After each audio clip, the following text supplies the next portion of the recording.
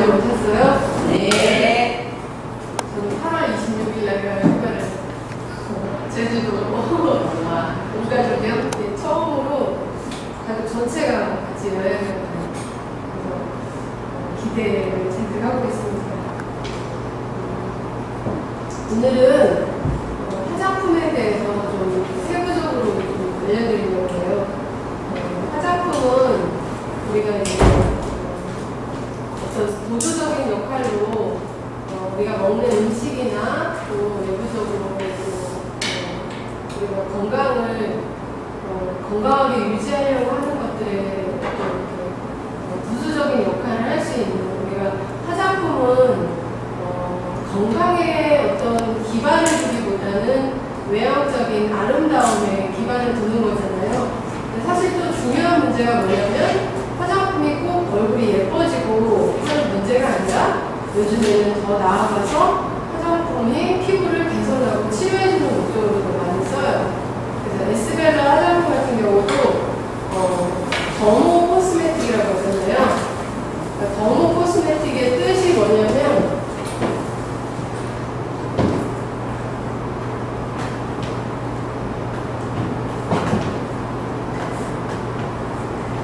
더마톨로지와 코스메틱스. 그래서 더모 코스메틱. 더모, 더마. 그러니까 더마 뒤에 붙고 더모 뭐 해서 붙고 하는데 그러니까 피부를 뜻하는 건데 더마톨로지는 이제 피부과 피부과학 이런 뜻이 있어요. 그리고 코스메틱은 이제 화장품이라는 이제 영어에 쓰이는 말이고요. 그러니까 줄여서 더모 코스메틱인데 더모 코스메틱이 뭐냐면 피부과나 약국에서 판매하는 그 양리적인 효과를 가지고 있는 화장품을 더모 코스메틱이라고 해요. 그래서 우리가 일반적으로 보편화된 화장품은 코스메틱이라고 해요. 그리고 또 이제 이런 뭐 더모 코스메틱 또 코슈메디컬 해서 어떤 의학적인 용어가 붙는 그런 화장품은 그냥 기존의 어떤 피부의 보호작용 뭐 그런 작용에서 한 발 더 나아가서 피부를 개선시키고 치유하는 한마디로 이야기하면 기능성 화장품이라고 생각하시면 돼요. 그러니까 사람들에게 설명을 할 때 에스벨라 화장품에 대해서 그냥 일반적인 화장품이라고 설명하시면 안 되고 우리 화장품은 더모 코스메틱이고 더모 코스메틱이 뭐고 그래서 당신의 피부를 개선시켜서 어떤 주름을 완화시키고 또 색소 침착을 옅게 해주고 또 여드름이나 홀로지 같은 피부를 진정시키고 개선시킬 수 있는 그런 효과를 준다는 그런 걸 구현적으로 설명을 해주셔야 돼요. 단순하게 가장 중요한 컨셉은 안티에이징이지만 안티에이징보다 더 중요한 게 이 더모 코스메틱이라는 거죠. 그러니까 누구나 다 안티에이징을 표방을 해요. 대부분 40대 이후분들이 활용하는 화장품들은 대부분 안티에이징에 포커스가 맞춰져 있거든요. 근데 이거는 20대가 써도 피부를 개선시키고 또 어떤 되게 20대 피부들이 피부 트러블이 많잖아요. 그런 피부들을 안정적으로 개선시켜줄 수 있는 화장품이라고 생각하시면 돼요. 그래서 요즘에 이제 그 더모 코스메틱의 어떤 사회적으로 통용되는 용어가 뭐냐 하면 화장품의 성분 및 기능을 신중히 선택하는 20, 30대 여성을 주요 타깃으로 하는 제품으로 명명된다고 했는데 사실 그것보다 더 중요한 거는 얘가 양리작용을 해서 피부를 개선시키는 효과가 크다는 거를 좀 기억하시면 돼요. 그래서 예를 들어서 약국에서 판매한다고 다 양리작용이 있는 건 아니에요. 우리나라에서는. 그러니까 뭐냐면은 외국에서 들여와서 우리나라에서 약국에서 파는 제품들이 있어요. 근데 그게 꼭 약사들이 팔아야 되는 제품이 아니라 어떤 루트가 그런 쪽으로 들어와서 판매를 하는 거지 실제적으로는 병원에서 판매하거나 약국에서 판매하는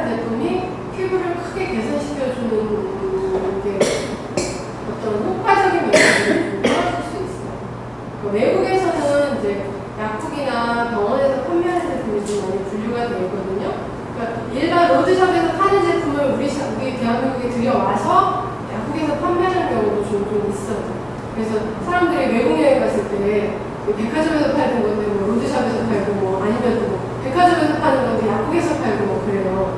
그런 거 보면서 되게 어떤 브랜드는 가치를 만드는 거거든요.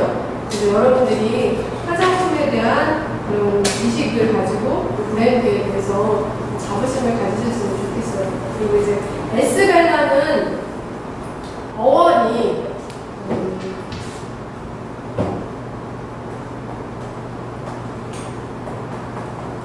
에스틱스와 벨라에서 에스벨라 줄여서 에스벨라라고 하는 거 아시죠?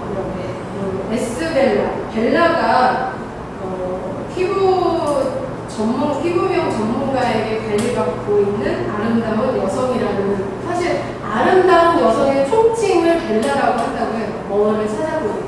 근데 이제 이 에스벨라는 이제 우리가 전문 케어 관리실에 가서 관리 받지 못하지만 그러한 관리받는 것처럼 피부가 개선된다는 뜻의 그 의미를 가지고 있어요. 에스벨라 화장품 이름. 그리고 이제 화장품으로 넘어가겠습니다. 토너에 대해서 지난번에 제가 그 퀴즈 드렸었는데 그 화장품 이름 다 외우시는 분 있으세요? 에스벨라, 캐비아 슈퍼바이탈 에센스, 또 제가 이거 외워두시면 좋아요. 하이드로 레디언스 세럼, 또 캐비아 리페어 리치 세럼, 네. 또 선크림, 데일리 에센스 선크림, 일루미네이팅 CC 크림, 클래리파잉 딥 클렌징, 클래리파잉 포미 클렌징. 그래서 이름을 외워두시면 돼요. 토너의 개념은 사실 두 가지로 좀 분류가 되는데요. 토너와 우리나라에서 흔히 통용되는 스킨이라는 용어를 많이 써요. 토너는 사실 외국 브랜드는 토닉 로션, 토너 이런 식으로 쓰거든요. 그 토닉이나 토너의 의미가 뭐냐면 피부를 이제 정돈한다. 그래서 보통 이제 외국에서 분류하는 토너의 개념은 클렌징의 마지막 단계가 토너예요. 그러니까 토너가 굉장히 걸쭉하지 않고 물처럼 가볍고 그냥 이렇게 금방 증발되는 그런 성상을 가지고 있어요. 그래서 외국의 그런 토너는 어떻게 바르냐면 화장솜에 묻혀서 얼굴을 닦아내는 거예요. 그래서 메이크업이나 화장을 지운 잔여물을 마지막으로 닦아내는 의미로 토너라고 하거든요. 클렌징의 마지막 단계예요. 그래서 클렌징에 들어가요, 토너가. 근데 우리나라는 토너가 클렌징에 들어가지 않아요. 기초 화장의 시작에 들어가거든요.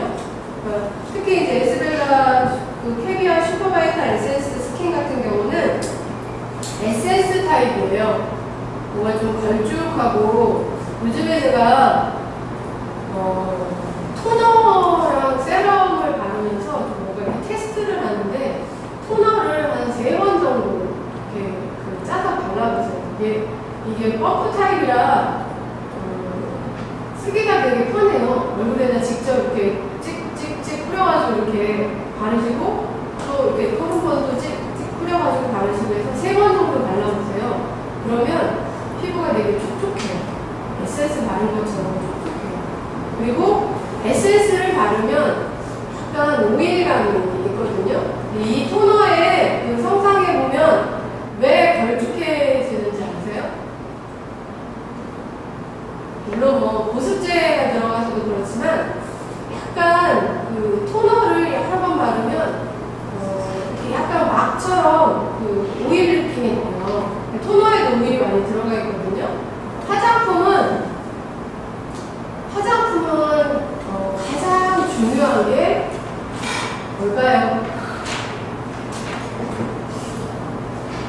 화장품은 뭘로 만들죠?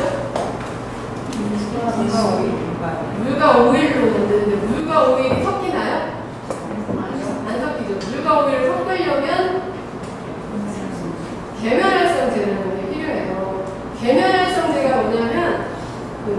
물과 오일을 섞게 만드는 게 계면활 성분이에요. 그러니까 그 유화제예요, 유화제. 물과 오일을 섞을 수 있는 그런 그 성분인데 토너에 오일이 들어가 있어요. 그래서 약간 색도 좀 탁해요. 그러니까 오일이 어느 정도 배합이 되느냐에 따라서 세럼에는 오일이 좀 더 많이 들어가 있죠. 좀 더 탁하죠. 그리고 크림은 하얗잖아요.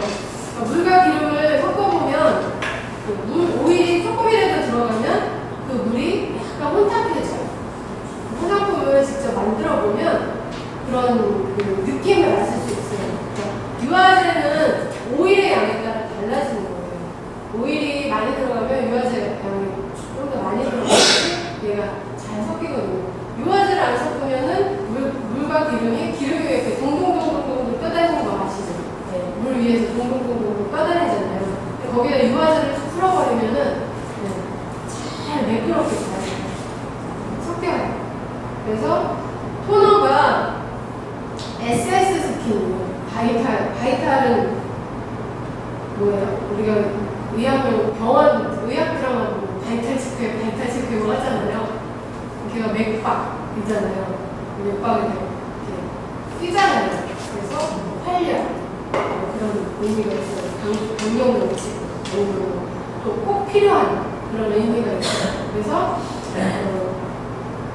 부스터의 역할을 한다고 생각하시면 돼요. 그러니까 일반적인 토너, 우리가 성상을 만났을 때 성상을 그냥 물 타입의 성상을 만난다.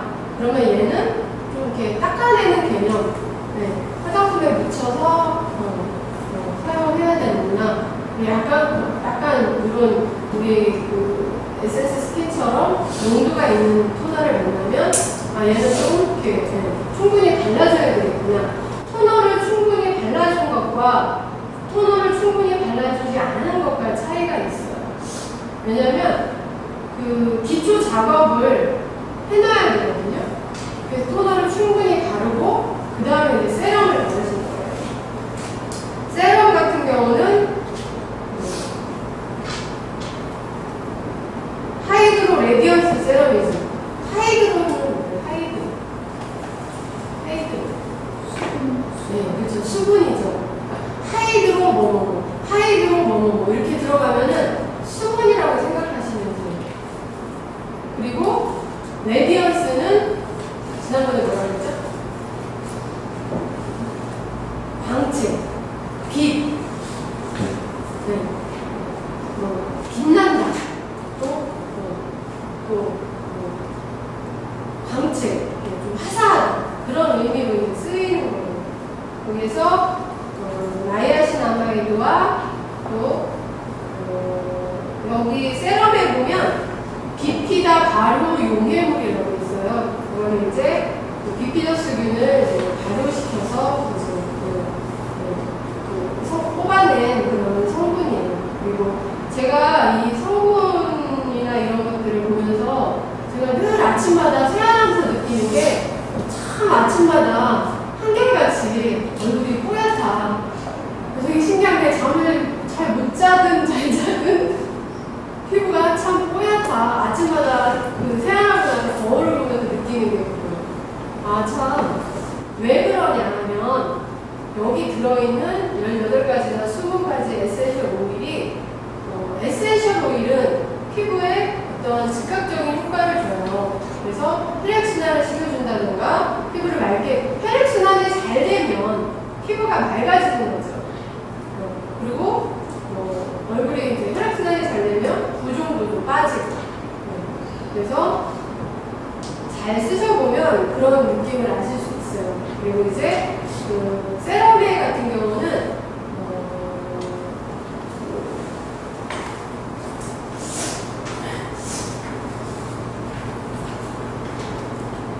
여기에는 이제 특별한 세라존 크리스탈 기술이라는 그런 이제 공법이 들어가 있거든요. 근데 이제 세럼은 다른 세럼과 다르게 굉장히 소프트하고 피부 밀착력이 좋아요. 그래서 바르는 즉시 겉도는 감이 없잖아요. 세럼을 여러 번 발라도 밀리거나 막이 생기지 않아요.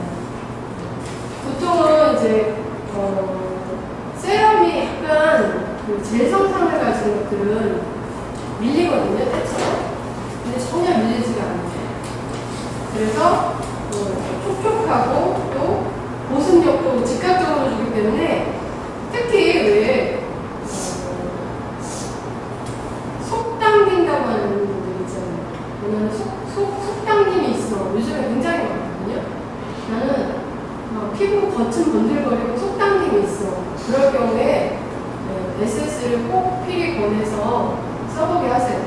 보통 이제 속 당김이 있는 피부들은 한 번에 바를 때 한 2번 정도 펌프해서 바르시면 좋아요.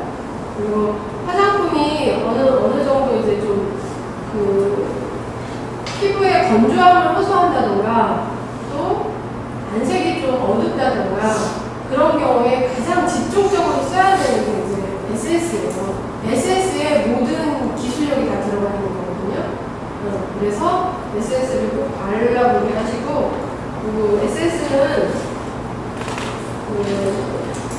지난번에도 말씀드렸듯이 세라마이드가 손상된 피부 지질막을 개선시킨다고 했어요.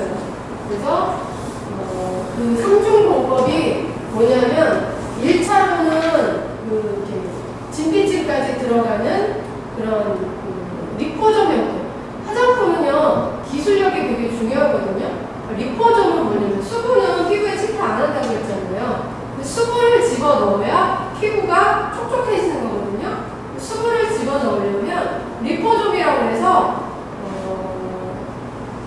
어떤 형태냐면은 이렇게 이제 그림 보셨죠? 그래서 보면은 이렇게 해가지고 이런 식으로 이렇게 돼가지고서 이 안에 지질 안에 이 안에다 수분을 집어넣어요. 그래서 얘가 이제 고무형으로 만들어지거든요. 겉에 막에 쌓여 있는 거는 지질이에요. 지질 성분. 근데 속에는 수분이 있어요. 그래서 우리가 왜 유산균 선전할 때 보면 유산균이 잠까지 살아 들어가려면 이게 막에 쌓여 있어서 위에 들어가가지고서 얘가 톡 터져야 된다고 하잖아요. 그것처럼 얘도 그 막이 쌓여 있고 속에 수분이 들어있는 거예요. 그 수분이 속에 들어가면서 터지는 역할을 하는 거거든요. 그래서 진피층으로 들어가는 그런 성분이 있고, 그 다음에 그 기저층 그 층에 끝비층에 머무르는 그런 성분이 있고, 그 다음에 끝비층 위에서 피부를 보호해주는 성분이 있고, 그래서 3중으로 침투되는 단계가 있어요. 그런 게 이제 여기에서 나오는 세라젬 크리스탈 공법이에요. 그래서 다른 제품에 비해서 침투력이라든가 발림성이라든가 또 효과, 저는 이제 가장 중요하게 생각하는 게 효과거든요. 그 효과가 뛰어나게 효과가 나타나는 거예요.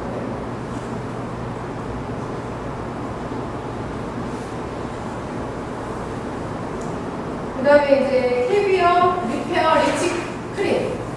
리페어는 피부를 복구하다, 재생하다, 수선하다 그런 뜻이 있다고 했죠. 그리고 이제 리치는 풍부하다, 강화하다. 여기에서는 이제 그 올리브 오일을 그 공법을 이용해서 만드는 크림이에요. 그래서 바르는 즉시 촉촉해지고 또 수분을 머금고 있는 그런 느낌이 일어나죠. 그래서 지금 현재 이제 시작이 되는 때에 지금은 크림의 양을 좀 잘 바르셔야 돼요. 지금 덥다고 크림 안 바르시면 바람 불면서 얼굴 많이 당기고 건조해지거든요. 제가 장담하건데 이제껏 그 화장품을 계속 꾸준히 써오셨던 분들은 가을 돼도 건조한 거 별로 못 느끼실 거예요. 제가 어제 아침에 집에서 하루 종일 방바닥하고 씨름하고 있었는데 아침에 사실 세안하고 아무것도 안 발랐어요. 이제까지 뭘 안 바른 적이 처음이에요. 거의 그냥 습관적으로 발랐었거든요. 근데 아침에 세안하고서 안 발랐어요. 그랬는데 물론 이제 계절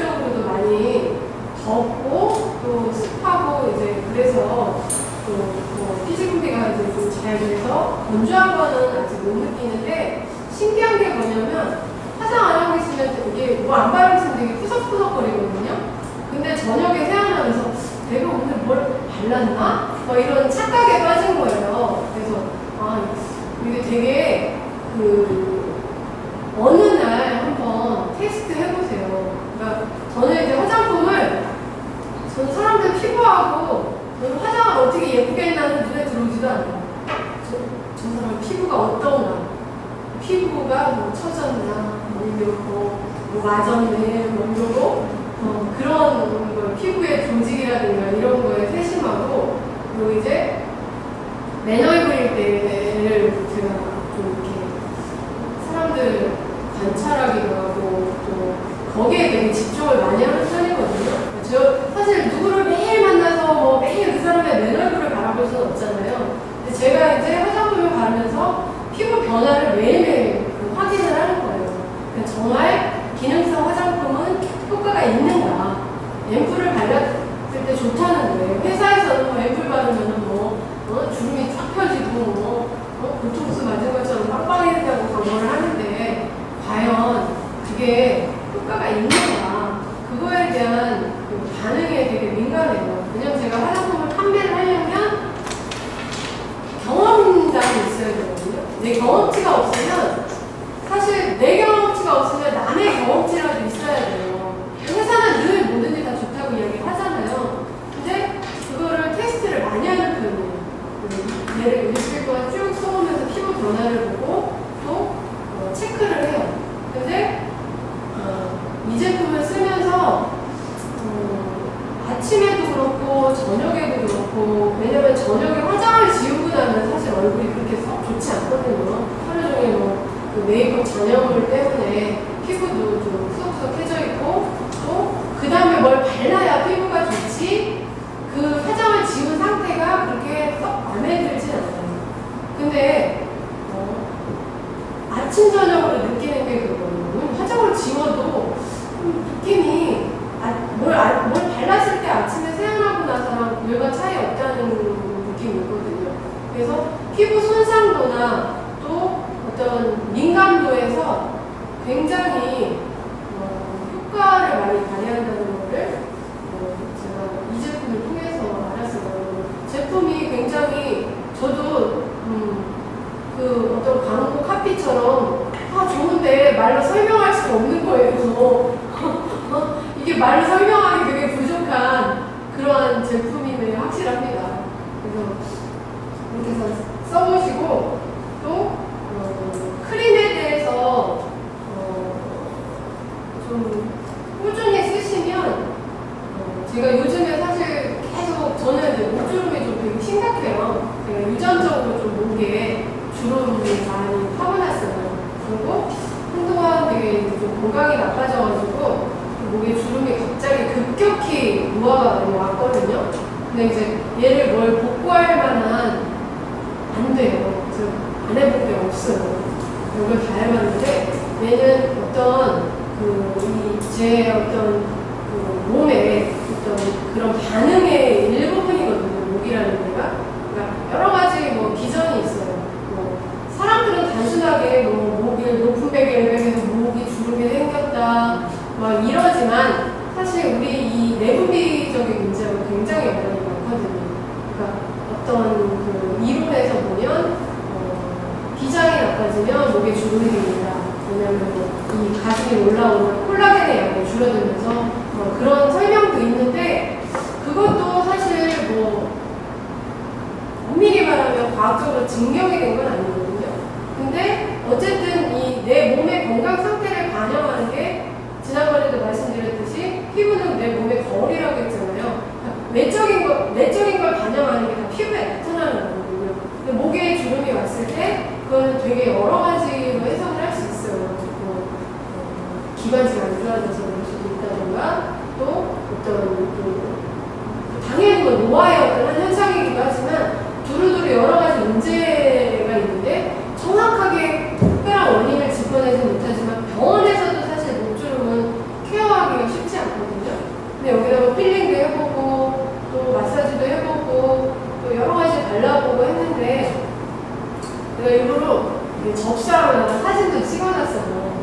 예, 혹시 효과 있을까? 왜냐하면 그 아데노신이 주름에 되게 좋은 성분이잖아요. 그래서 제가 이제 바르면서 봄보다 많이 좋아졌다는 걸 많이 느끼거든요. 근데 사실 정확하게 이 제품 때문에 그럴 거야. 이거는 좀 이렇게 어느 정도 이제 그냥 이렇게 가사로 가지고 가는 건데, 그 제가 매일 발라요, 목에다가. 뭐 다른 거 하는 게 없습니다. 다른 거는 뭐 목에 관련된 거를 뭐 일체 뭘 하기 위해서 영양 상태가 좋아지면 조금 더 나아지는 것도 있긴 있겠죠. 그렇지만 이 제품이 주름에 어느 정도의 효과가 있을까, 그래서 그걸 테스트를 하고 있는 거거든요. 그래서 정말 여러분들도 뭔가 하나 정해놓고 하세요. 예를 들어서 거울을 보고 사진을 찍어 놓으시고, 내가 되게 이 사진 속에 되게 적나라하게 나오거든요. 눈 밑주름. 가장 효과를 많이 보는 게 이제 눈 밑주름. 그 다음에 이런 데 이제 미간, 파지인데 그런 데가 달라져요. 그리고 이제 얼굴이 좀 약간 빵빵해지면 이 얼굴에 이런 데 이제 좀 약간 평면적이던 것이 입체적으로 변하거든요. 그리고 이제 모공의 변화. 내가 매일매일 화장품을 바르면서 모공 상태, 그 표피 매끄러운 상태를 보는 거예요. 근데 이제까지 계속 바르면서 제가 써본 제품 중에서는 어떤 제품을 썼을 때 다음날 피부가 오히려 더 푸석푸석해지는 것도 있어요. 저녁에 열심히 바르고 잤는데 아침에 세안할 때 왜 이렇게 피부가 거칠지? 이런 느낌이 있거든요. 그리고 어떤 제품은 바르고 나면 아침에 부은 것처럼 빵빵해지는 느낌이 있어요. 그리고 그러니까 여러 가지 안색이 맑아지는 것도 있고, 또 두루두루해지는 그걸 테스트를 할 수 있거든요. 정해놓고 사진을 찍어서 그걸 한번 테스트를 해보세요. 그러면 사람들한테 보여줄 때 내 피부가 이랬잖아, 근데 이렇게 변했어, 이런 걸 보여줄 수 있어요. 그리고 나는 특히 손에 노화가 좀 많이 왔다, 그러면 손등에 발라보시는 거예요. 저희는 화장품 손에 엄청 많이 먹어요. 그러니까 하루에 손 10번을 더 씻잖아요. 씻을 때마다 달라요. 왜냐면 피부, 이게 손이 부드러워야 이게 얼굴에 자극을 주지 않거든요. 그래서 딱 정해놓고 한번 해보세요. 해가지고 내 그 경험치를 가지고 계시면 판매하기도 수월해요. 그 다음에 선크림 데일리 에센스 선크림. 선크림은 이제 자외선은 태양광선은 화장에 따라서 이제 세 가지를 나누거든요. 자외선, 가시광선, 적외선. 가시광선은 우리가 눈에 보이는 움직임, 그러니까 색깔, 가시광선이고요. 그 다음에 자외선은 보라색 선, 그 밖의 선을 얘기를 하는 거예요. 울트라 바이올렛, UVA, B, C 이렇게 나오잖아요. 그러니까 적외선은 이제 붉은색 그 외의 선. 그래서 적외선은 어디에 쓰죠? 눈병한테 나왔을 때 한의원가면 적외선 좀 세주잖아요. 그 진통이나 아니면 통증 같은 걸 좀 완화시켜주고, 또 이제 그런 치료해주는 목적으로 쓰잖아요. 자외선은 되게 무익한 것 같지만 자외선은 굉장히 중요한 광선 중에 하나죠. 비타민 D를 합성하기도 하고, 피부병을 피부 질환을 유발도 시키지만 피부병을 치료하기도 해요. 백인들은 피부병이 잘나서 햇빛만 나면 가잖아요. 거기 들어있잖아요. 살균을 하려고. 자외선은 일광의 6%, 가시광선은 52%, 적외선은 42% 정도 된다고 합니다. UVA는요, 그 지표면에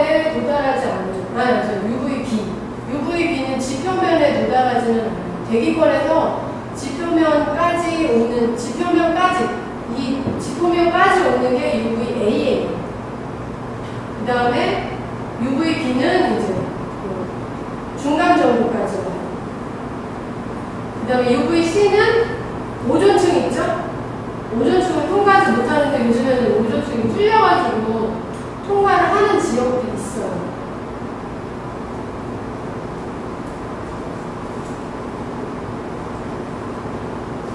자외선 차단 지수가 뭔지 아세요? 자외선 차단 지수.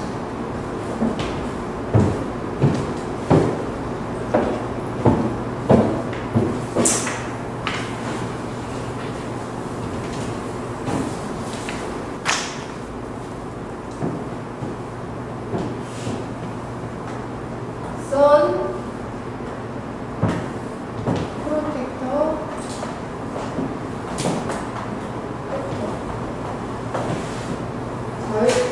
햇빛 차단 기술.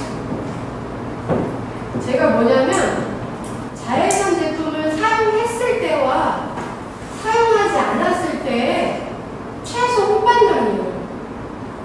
피부가 붉어지는 최소 호반량.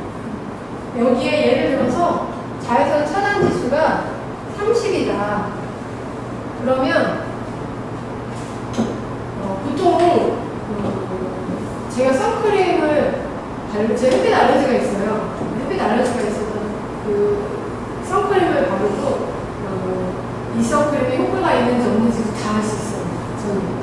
그러니까 선크림을 바르고 한 10분 정도 있다 나가면 이게 반응이 안 나요. 그거는 얘가 피부에 딱 코팅이 되는 시간이 한 최소 10분 정도 걸려요.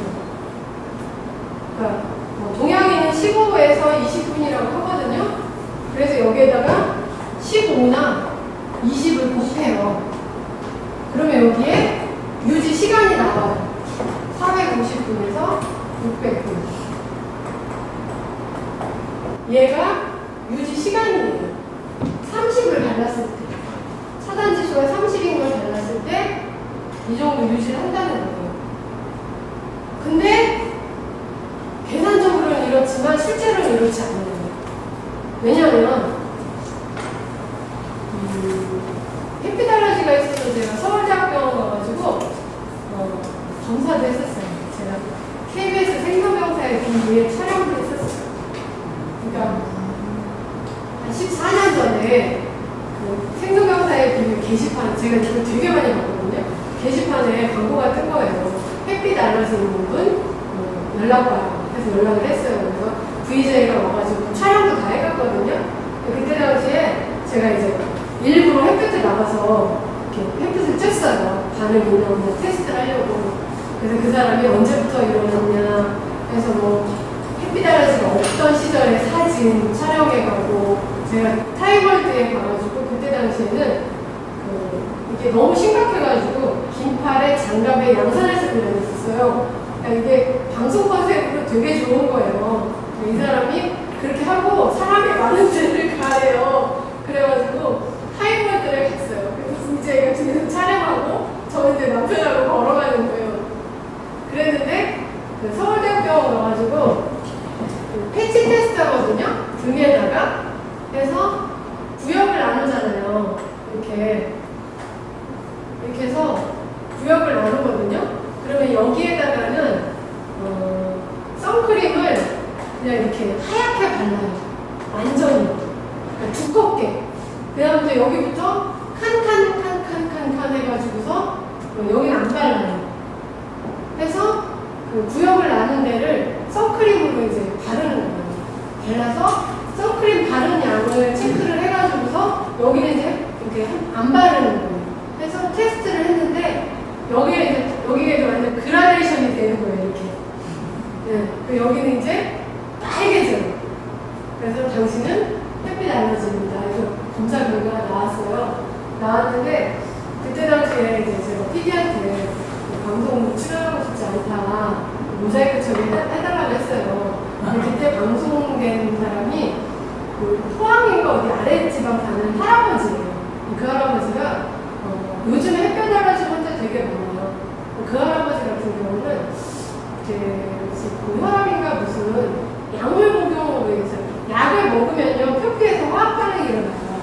그분 같은 경우는 약물로 인한 화학 반응에 의한 햇빛 알러지였었어요. 이 할아버지가 얼마나 웃기냐면은 부채를 이따가로 부채를 이렇게 쓰고 다니는 거예요. 그래가지고 그 할아버지는 사람들이 다 쳐다보는 거죠. 그 할아버지가 모자를 쓰겠어요, 양산을 쓰겠어요. 그 부채를 탁 쓰고 다니는데 너무 멋있는 거예요. 그 PD가 방송이 안 될 수도 있대요. 그래서 난 안 돼도 괜찮다. 왜냐면 서울대학병원 가서 이거 검사비 공짜였지. 뭐 그 의사가 굉장히 친절하게 설명을 해주더라고요. 그랬는데 이제 방송은 이제 그 할아버지가 됐어요. 저는 이제 다용인간 발진이라는 병명이 있는 그런 이걸 이제 이렇게 검사 결과를 얻었는데 그분이 뭐라고 하냐면 그 비에 태양을 피하는 방법이라는 노래 있잖아요. 태양을 피하는 방법밖에 없다고 하더라고요. 그래서 자외선 차단제를 꼼꼼하게 발라라 그러시는 거예요. 그래서 그때부터 이제 자외선 차단제를 바르기 시작을 했는데 어떤 건 바르면 저녁에 와서 괜찮은데 어떤 건 바르면 오늘부터 올라와 있는 거예요. 그리고 이제 시간이 되게 중요해요. 바로 급해서 바로 나가는 날은 쫙 올라와요. 그리고 최소 내가 나가기 전에 한 2, 30분 전에는 바르고 있어야 돼요. 급하게 나가야지 그래서 제가 제일 싫어하는 날이 어딘가를 갔어요. 선크림을 지금 가방에 들고 다니는데 그전에는 아침에만 바르고 왔거든요. 그래서 아침에 바르고 나오는데 비가 오면 안 바르잖아요. 귀찮으니까. 그래서 안 바르고 나왔는데 거기 갔더니 햇볕이 쨍쨍 나는 거예요. 그게 방법이 없어요. 우산도 쓰고 다니고 이랬거든요. 근데 어쨌든 선크림을 늘 발라야 돼요. 그러니까 예를 들어서 뭐 바닷가에 갔다 그럼 한 30분 간격으로 더 발라야 돼요. 무서워서. 왜냐면 막 쫙 지난번에 그 야외 활동 할 때 그 캠프 갔을 때 완전 여기 다 올라왔거든요. 이렇게 그래서 제가 일부러 또 햇볕을 쬐려고 하는 이유가 너무 안 쬐서 생긴 거거든요. 저는. 그러니까 너무 안 쬐다가 갑자기 쬐니까 얘가 이상 반응으로 나타나는 거예요. 그래서 최소 한 10분 정도는 발라야 일찍 발라야 얘가 차단 효과가 있는 거예요. 근데 이것도 데이터는 이렇게 나오지만 그래서 얘가 여기 예를 들어서 그래서 처음에 100인 선크림 나왔었잖아요. 자외선 차단 지수 100짜리 나왔었어요. 그리고 뭐 이름으로는 뭐 데일리룸 뭐 이런 식으로 해가지고 하루 종일 차단시켜준다 해가지고서 나왔단 말이에요. 근데 얘가 이거를 유지하지 못하는 이유가 있어요. 왜 그럴까?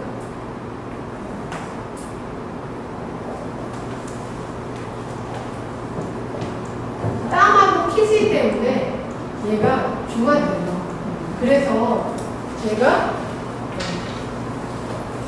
이 시간을 유지를 못해요. 최소 한 2시간에 한 번 정도는 더 빨라져요. 그리고 활동하다 보면 이렇게 지워지잖아요. 남아있을 것 같지만 지워지는 거예요. 그래서 여러 가지 선크림이 나오거든요. 뿌리는 선크림도 나오고 스틱으로도 나오고 다양하게 나오는데 어쨌든 여기에서 얘가 50이면 얘가 거의 뭐 1000분 이렇게 되는데 거의 10시간 이상을 지속해준다는 거잖아요. 근데 이렇게 데이터가 나오지 않아요. 그러니까 중간에 더 빠른 날은 괜찮은데 아침에 바르고 나가서 활동하다 저녁에 들어온 날은 조금씩 올라와 있어요. 그래서 이제 차단지수 이렇게 아시는 거고 차단지수가 PA 지수는 뭐냐면 얘는 자외선이잖아요. PA 지수는 프로텍터 그러니까 요거의 약자인데 프로텍터 여기 A예요. 얘는 SPF 지수고 PA 지수는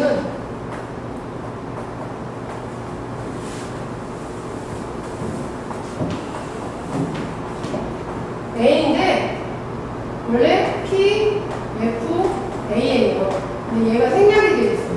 PA 지수라고 나오거든요. PA 지수는 아까 자외선 차단 지수는 뭐라고 해서 최소 흡반량이라고 했잖아요.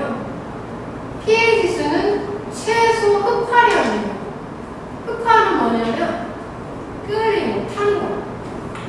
착색된다는 거죠. 최소 흡화량이에요. 그래서 선크림이 보통 아이들 거가 SPF가 10에서 한 15 그 정도 되고 보통 이제 야외 활동할 수 있는 데 이제 한 30 정도 되고 그 다음에 이제 50 정도 되는데 얘는 이렇게 생각하시면 돼요. 이렇게 이 정도 되는 거는 pH가 하나 정도 들어가고 그 다음에 이제 30 정도 되면 50 정도 되면 3개 정도 붙어요. 얘가 많이 붙는다고 확실히 좋은 건 아니에요. 그러니까 자외선 차단 지수도 마찬가지예요. 요즘에 30은 거의 나오지 않아요. 왜냐면 우리나라도 자외선량이 많아져서 보통 50 정도면 골프나 바닷가 뭐 이런 옛날에 그랬거든요. 골프나 야외 활동 많이 하거나 하루 종일 밖에 있는 사람들은 50 쓰라고 했는데 지금은 실내에 있는 사람들은 거의 50을 써요. 왜냐면 야외 활동 많이 하지 않아도 그리고 30하고 50하고 큰 차이 나지 않고 또 자극도에서도 그렇게 크지 않아요. 요즘은 차단 성분. 그리고 자외선은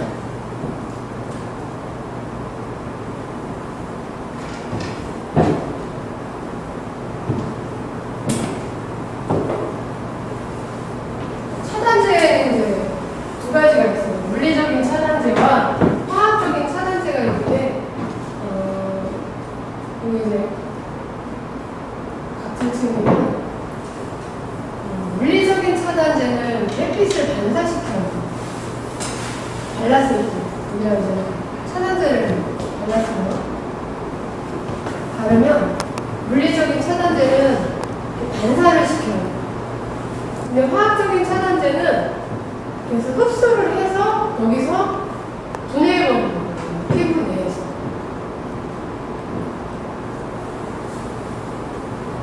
그래서 물리적인 차단제는 백탁현상이 일어나요.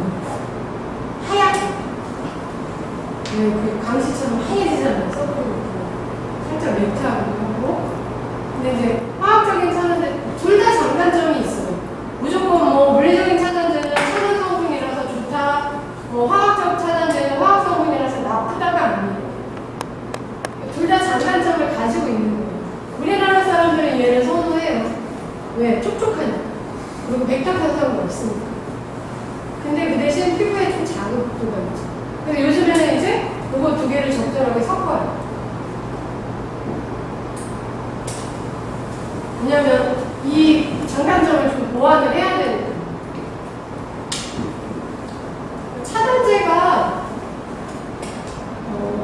어떤 논란이 되는 부분이 자극이 있냐 없냐 뭐 이런 성분에 대한 논란이 되는데 차단제는 피부에 흡수되지 않아요. 왜냐면 이 자외선 차단 필터 자체가 피부에 딱 달라붙어야 그 기능을 하는 거거든요. 표피면에서 이렇게 기능을 해야 자외선 차단제의 기능을 가장 우수하게 하는 건데 사실 성분으로 논란거리가 되는 거는 크게 의미가 없다고 생각을 해요. 자외선 차단제가 옛날에는 이제 파바라고 해가지고 자외선 차단제 아까 100짜리가 파바예요. 걔는 이제 성분이 아주 이제 유해한 성분으로 돼 있어서 요즘에 그거 안 쓰거든요. 근데 요즘에 나오는 차단제는 피부에 그렇게 크게 무리하게 자극을 주지 않아요. 차단제의 역할은 선차단을 얼마나 잘 시키느냐가 중요하고 또 이제 피부에 이제 자극을 유발하지 않아야 되는 그런 걸 가지고 있는 거죠. 그래서 두 가지를 적절하게 이용을 한 게 이제 데일리선 크림이에요. 그래서 촉촉하고 또 차단 효과도 괜찮고요. 그리고 이제 거기 보면 뭐 예를 들어서 요즘에는 뭐 pH도 빼버리고 플러스 뭐 이런 식으로 써 있잖아요. 그거가 pH수라고 생각을 하시면 돼요. 그 다음에 이제 illuminating civic. illuminating은 illuminate 빛나다. illuminate 축제 이런 거 하잖아요. 빛 축제 이거잖아요. 밤에 빛 막 조명 달아가지고 하는 거. 그런 광채를 준다는 뜻이고, 비비크림은 블레미시 밤이라고 해가지고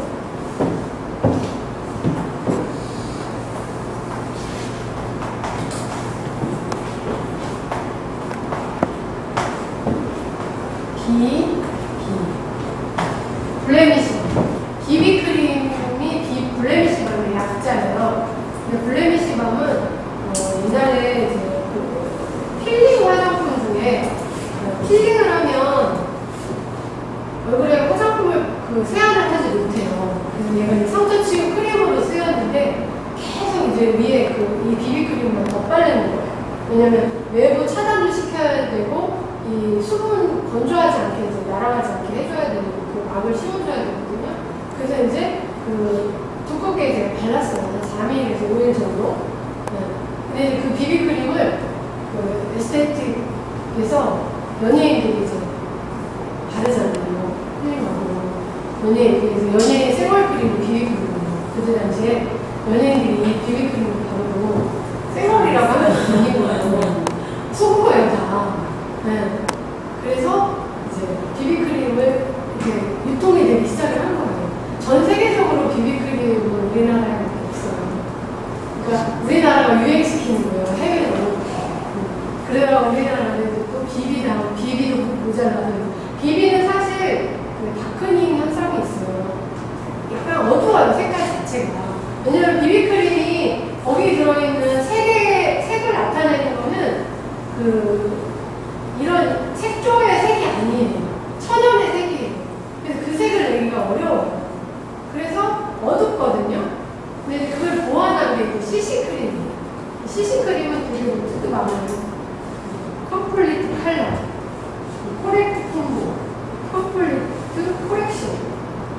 저희는 CC크림에 대해서 별로 이렇게 의미 부여하지 않기 때문에 비비 다음에 나오는 게 CC고 CC 다음에 나오는 게 DD가 보다. 그러니까 말장난이거든요, 사실. 그러니까 비비를 보완한 거래요, 이게 CC가.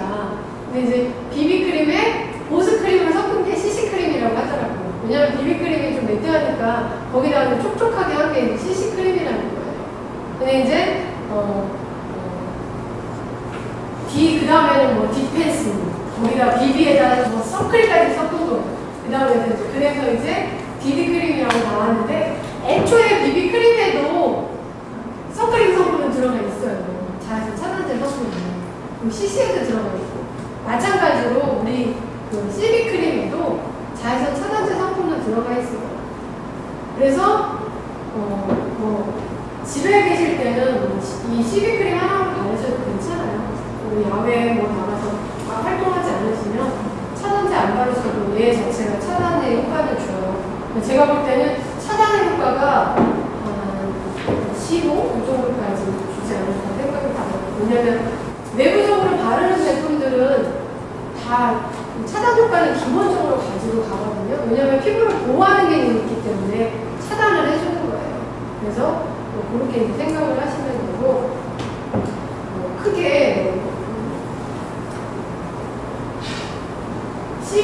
비비크림은 이제 잡티를 보정해주는 효과가 좀 있긴 하지만, CB크림은 색깔이 비비크림하고 색이 완전히 달라요. 그래서 CB크림은 좀 이렇게 우리나라 사람들이 선호하는 내추럴 베이지 색상? 그러니까 거의 모든 피부가 다 적합하게 보잖아요. 그냥 아주 어둡거나 아주 밝거나 이런 피부가 아닌 경우는 거의 이제 사용하실 수 있어요. 그 다음에 딥클렌징하고 폼클렌징 이런 거는 이제 많이 써보셨죠? 마스크팩 계속 사용하시는 지난주부터 이번 주까지 몇 번 쓰셨어요? 휴가 다녀오신 분 마스크팩 하셨죠? 네. 휴가 가기 전에 하시고, 휴가 가서 하시고, 휴가 다녀와서 하시면 제가 손님이 골프를 일주일에 한 2번씩 하시는데 지금 이 날씨에 골프 나가시는 분이 있어요. 그래서 제가 나가기 전날 붙이고 나갔다 오면 샵에 오고 그 다음에 계속 거의 매일처럼 그분이 정말 말을 잘 들은 날은 나갔다 오면 그렇게 까맣지 않아요. 근데 말 안 들은 날은 이제 까매져가지고 오시고 즉각적인 보습, 즉각적인 리백과 즉각적인 왜냐면 얘 진정이 굉장히 빨라요. 마스크팩 자체가 피부 온도를 일정하게 유지를 해주거든요. 보통 일반적인 마스크팩은 제가 지난번에 이제 저번에 때 설명드렸었는데 임상 발표할 때 설명드렸었는데 부직포하고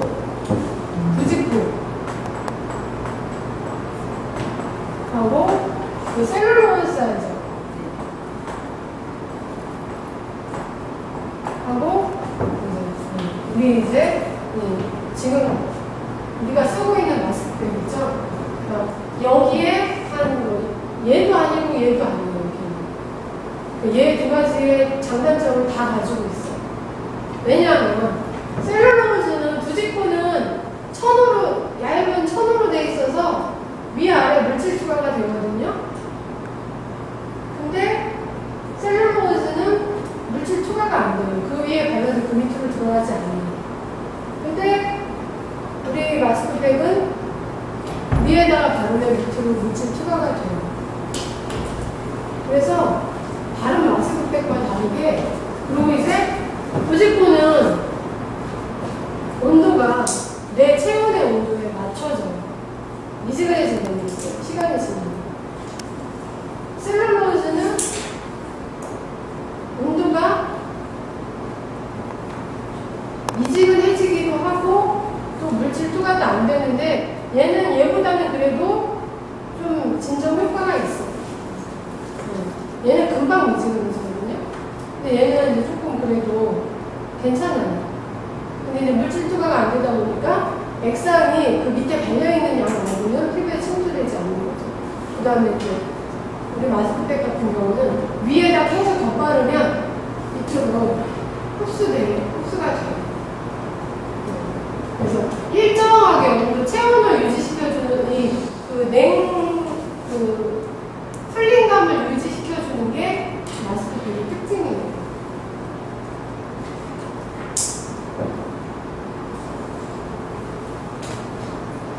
그래서 이렇게 하시고 궁금하신 거 있으신가요? 제품에 대해서 사용법이나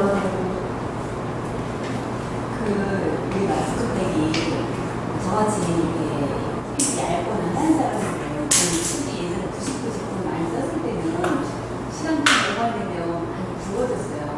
우리 거 같은 경우는 좀 오버가 되긴 했거든요.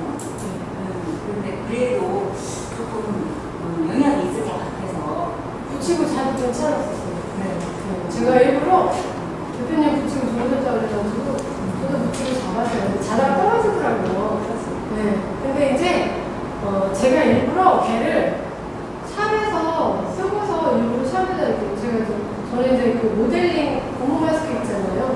이렇게 개 가지고 이렇게 하는 거. 그것도 되게 이렇게 유심히 관찰을 많이 해요. 왜냐면 정말 알제리가 풍부하게 들어있는 그 모델링 마스크는 다음날 돼도 얘가 촉촉하고 부들부들해요. 근데 이제 밀가루나 이런 거 전분가루 많이 들어있는 거 뻣뻣해지거든요. 근데 이 마스크팩을 붙이고 빼놓고 갔어요. 집에. 다음날 왔더니 만져봤더니 촉촉하더라고요. 네, 그래서 얘 되게 왜냐면 보통 뻣뻣하게 말라가지고 수분이 다 말라가니까 굳어버리거든요. 근데 그런 느낌이 없었어요. 그리고 부직포 같은 경우는 부직포 자체가 머금고 있는 양이 굉장히 적어요. 그러니까 이게 바르면 줄줄 흘러내리잖아요. 네, 근데 이제 99가 좀 두꺼우면 그래도 괜찮은데 어쨌든 걔가 천이다 보니까 마르면 이게 피부가 떨어지면 자극을 줘요. 붙이고 보통 최대 마스크 붙이는 시간이 한 30분 정도라고 하거든요. 근데 이제 30분 붙이기에도 좀 이렇게 가깝더라고요. 이제 붙이고 누워 있었는데 다음날 아침에 좀 부들부들하게 괜찮았어요. 저는 한번 2시간 넘게 있어봤어요. 근데 좀 굵어지긴 하더라고. 그래서 사람마다 좀 다르긴 하겠지만 그래도 좀 이렇게 많이 알고 붉은기가 자주 보는 사람들은 좀 쓰고 잘하고 변형하고 싶지는 않더라고요. 왜 그러냐면 피부가 이렇게 자극에 그러니까 어떤 지금 일시적으로 진정이 잘 됐잖아요. 근데 이제 계속 그거가 말하기 씌워져 있으면 피부도 또 얘가 이제 내가 답답한데 내가 답답한 건 내 피부 감각이 답답하다는 거거든요. 그래서 그걸 너무 오버해서 할 필요는 없죠, 사실은. 적정한 시간을 지키는 게 좋고, 저 같은 경우는 얼굴에 붙이고 있다가 이제 빼서 목에다 붙이고, 여기 팔에다 붙였다가 다리에 붙이고 이러면서, 왜냐면 아쉬운 거예요. 그래서 그냥 계속, 왜냐면 얘가 진정효과가 얼굴, 왜냐면 여기 보통 얼굴에 붙였다가 여기 다른 데 붙이면 얘가 미지근해요. 근데 얘 되게 시원하더라고요. 그 시원감을 느끼려고 여기 붙이고 여기 붙이고, 왜냐면 제가 팔 알러지 있는 거 그거 붙여봤다고 했잖아요.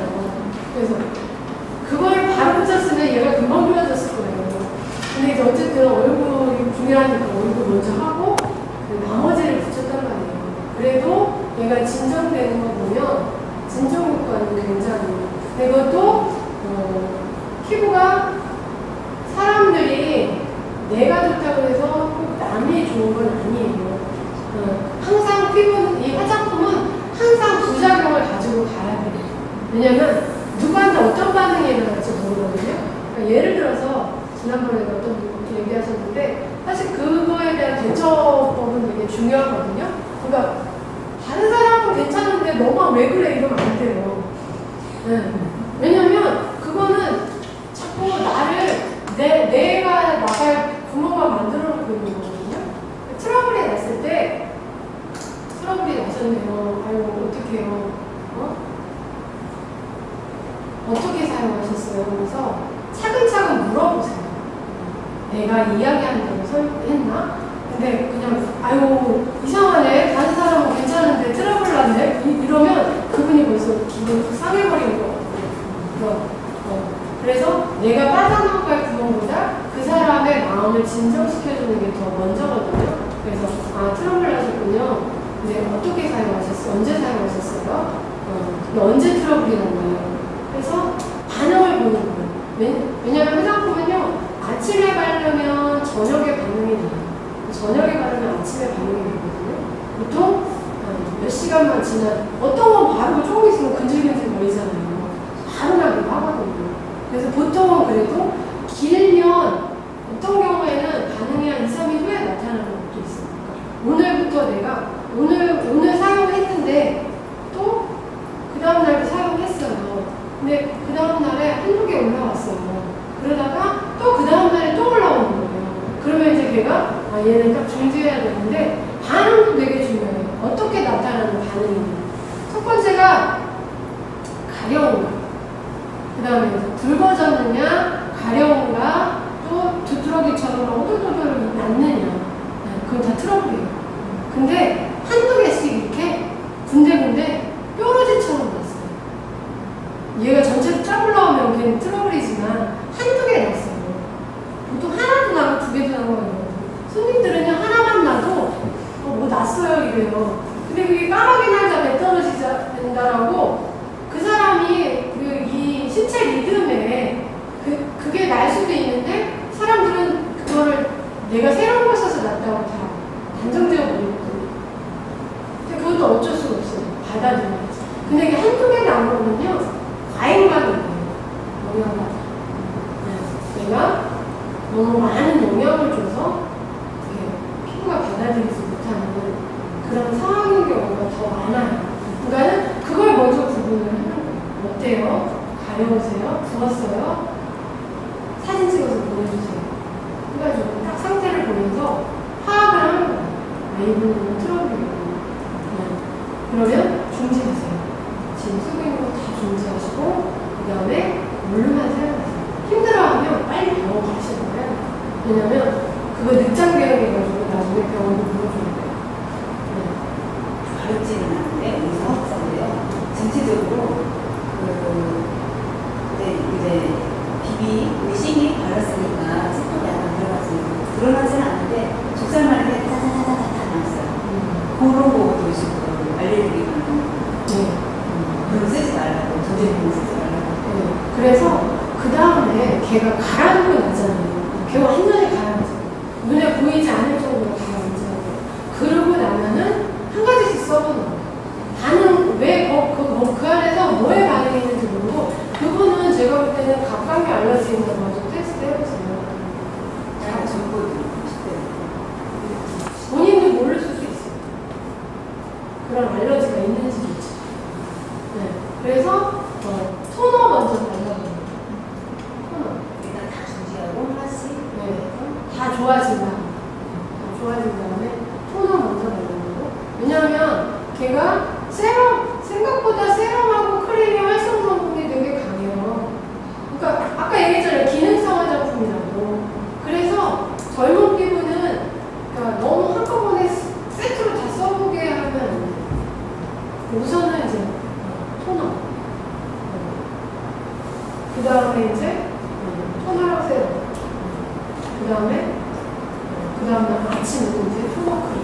그래서 이제 점점 그 다음에 이제 좀 괜찮아졌다고 토너 세럼 써보게 하고 그 다음에 이제 선크림. 그 다음에 비 이런 식으로. 그 안에서 뭔가 원인 물질을 찾아야 돼요. 다른 분 없으세요? 궁금한 거 있으시면 저한테 알려주세요.